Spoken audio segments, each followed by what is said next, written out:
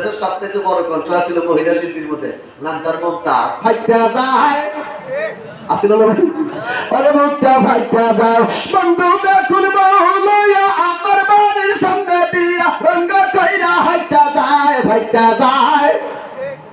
মনে মনে কি আমি বললাম যদি ওয়াজ না করে এই শিল্পী হইলাম না, ওবামা মমতাজ চেয়ারে তুইলাম না, আমার কাছে শুরুর অভাব নাই, কথা পাই না রে। আমার বন্ধু দেখুন বউলয়া আমার বাড়ির সামনে দিয়া রঙ্গ কইরা হাইটা যায় ফাইটা যায় ওরে মুক্তা ফাইটা যায়। 2024 সালের 7 জানুয়ারি নির্বাচনটা শুরু করলো ওই না সরকার খানে, বিপুল মতে ফেল করে মমতা তো হারা যায় ফাইটা যায় ওরে মুক্তা ফাইটা যায়। সংসদে চার্জ পাইয়া ওই না হকার বিটি গান গাইয়াছে সংসদে নষ্ট করছে নীতি।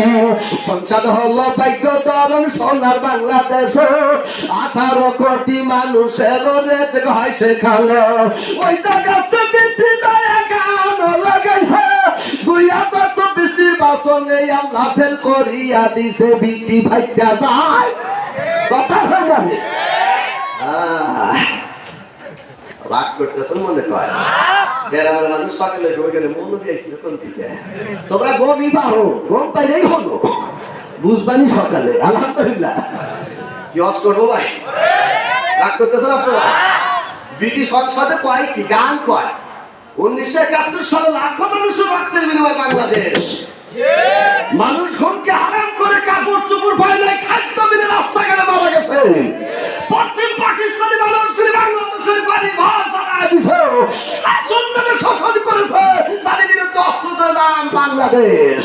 আর সেই দেশের সংসদে যা গান গাও তুমি বোঝো না দেশ চালাই করে এবার ফেল করে ফাটা হালাইছে, বোঝো না আল্লাহ কাক কয়। কথা বল না যারা আছেন তাদের একদিন পতন হবে। এজন্য কোরআন শরীফ দিয়ে কোরআন শরীফের আলোচনা নিয়ে কোরআন শরীফের বিধান নিয়ে চলা উচিত, এটা ফরজ আইন। আপনার চালানো উচিত, আপনি সাপোর্ট করা উচিত, ঠিক না ঠিক? রাগ করলেন না ভাই? আলহামদুলিল্লাহ রাব্বিল আলামিন। ওরা গান করে ওদের সরাস থাকে, ঢোল লাগে। আমি গান করলে আমার সরাস ঢোল কিচ্ছু লাগে না, সব আমার মধ্যে আছে।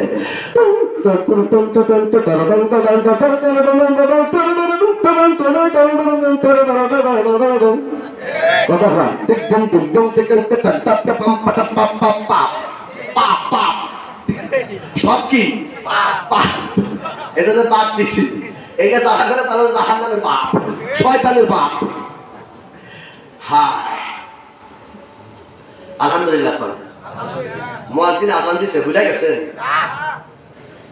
বাচ্চা হারুন রশিদের স্ত্রী জুবাইদা আস্তে করে ওযু করে মসজিদের বারান্দার ভিতরে ঢুকছেন, নামাজ ইমাম সাহেব পড়াইছে। পড়ানোর পরে হারুন রশিদ পিছন দিকে তাকায় দেখে জুবাইদা মসজিদের বারান্দার থেকে বোরকা পরে বের হচ্ছে।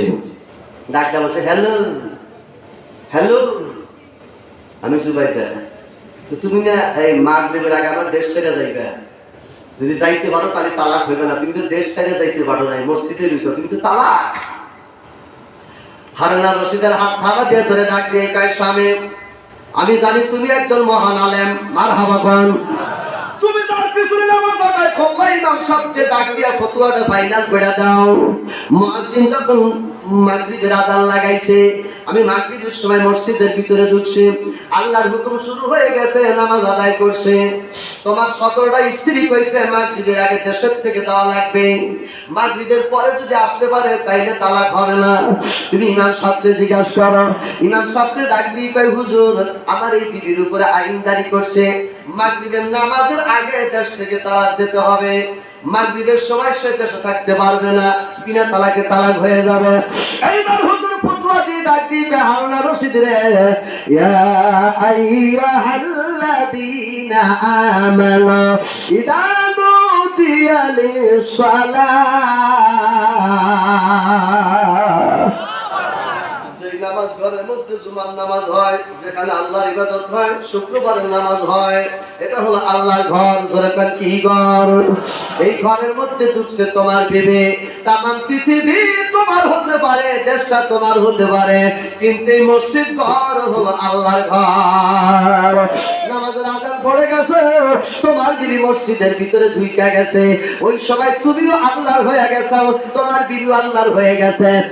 দুনিয়ার মধ্যে আল্লাহর ঘর বাড়ি নাই, আল্লাহর ঘর আর বাড়ি হলো আল্লাহর মসজিদ। এই মুহূর্তে তোমার বিবি আল্লাহর জমিনে আছে, আল্লাহর রাজত্বে আছে, তোমার রাজত্বে নাই। বাদশা হারুন আর রশিদ জুবাইদার ডাক দিয়ে কয়, জুবাইদা আমি জানি তুমি আমার চেয়ে আগে জান্নাতে যাবে। তালাক দিব তো ভালো, আমি জান্নাতে দিলাম। মসজিদের দাম আছে না নাই? জোরে কান বাজান। মসজিদের দাম আছে, মসজিদের দাম দুনিয়ায়, মসজিদের দাম আখিরাতে। ওই মসজিদের ভিতরে সুন্দর করে জুমার নামাজ পড়বে, ওযু নিয়ে সুন্দর করে দাঁড়ায় জামাতে যাবেন, বাংলার জুমা পড়বেন, ফরজ নামাজ পড়বেন, এরপরে বাজান বাদার জুমা পরে সুন্নত পড়বেন। যে ওযু নিয়ে মসজিদে ঢুকছেন, ওই ওযু নিয়ে আবার তুমি বাসায় যাইবার বারো, তুমি যদি গরিব হও, তোমার একখানি জুমার নামাজ একটা কবুলি হজের সওয়াব হয়ে যাবে। এই গ্রামে ইসলামপুরে গরিব মানুষ আছে না নাই? একটু জোরে কান আছে না নাই? কত গরিব মানুষ